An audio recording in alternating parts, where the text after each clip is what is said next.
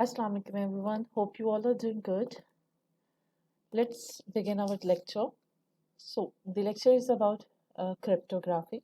So, the very first question is, what is cryptography?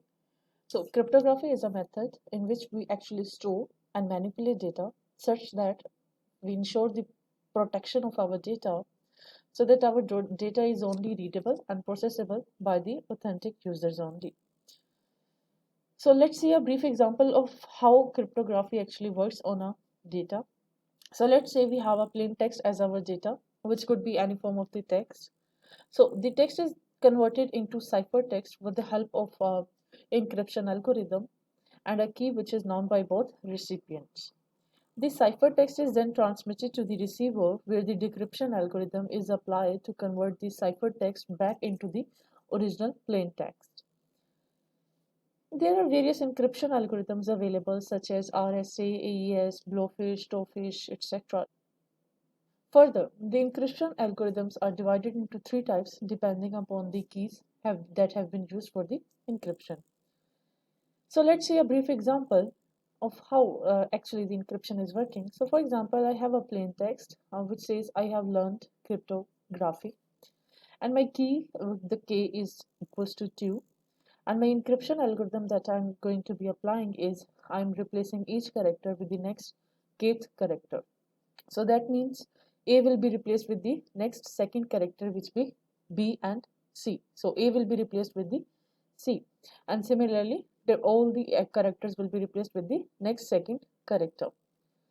So the ciphertext will be something like this. Now you can see that this particular text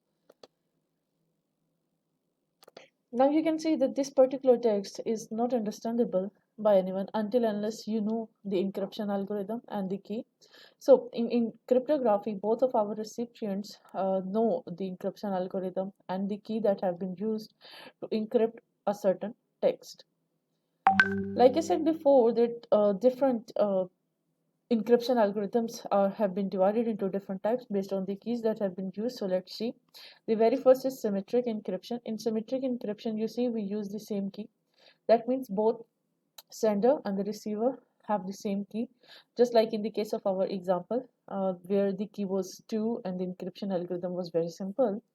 Then there is asymmetric encryption algorithms in which we have a whole set of keys from which we have a public key and a private key. This public key is known for all and this private key is only known by the both sender and receiver only. This is kept private and this key is kept public.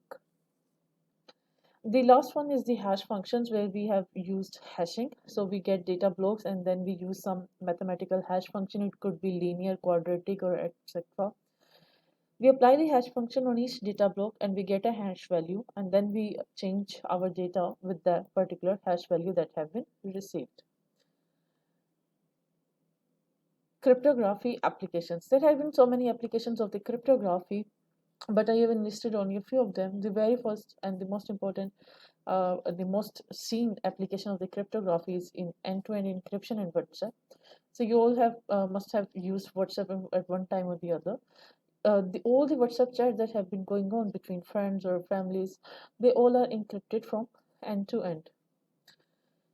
So once your friend sends you a text, it encrypts into ciphertext, and then on your end, the text is again deciphered to the original plain text that was sent by your friend. Then digital signatures. So digital signatures are when two or more clients are signing a deal, but they both have no idea of each other. So there is a secrecy involved, or privacy involved, that they do not share their identity with the other. So they use digital signatures, which are encrypted signatures actually.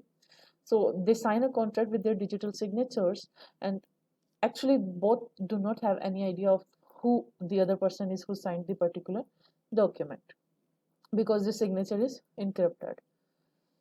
Similarly, security from cyber attacks, there have been so many cyber attacks going on and etc. The cyber attacks can be on the data or they can be on the network or etc.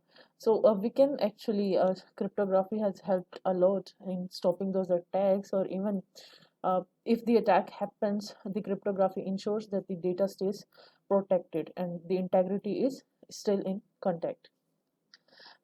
In this lecture, we have seen a very basic of the cryptography, its applications, how it works, different types of algorithms that have been used for the encryption. Let me know if you have any queries in the comments below. Have a good day, everyone. Allah Hafiz.